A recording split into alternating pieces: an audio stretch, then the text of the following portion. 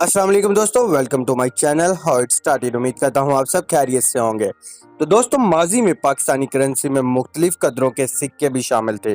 1960 तक एक पाकिस्तानी रुपए में 16 अन्य शामिल थे और हर अन्य में 4 पैसे होते थे, जिससे हर रुपया 64 पैसे के बराबर होता था।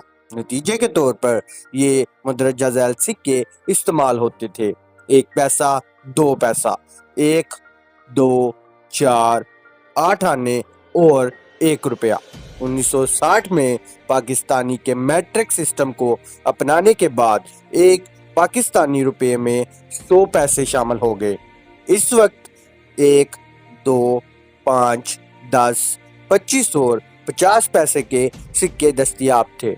1990 की दहाई में मनसूख होने से पहले इनमें से ज़्यादातर अब भी इस्तेमाल में थे।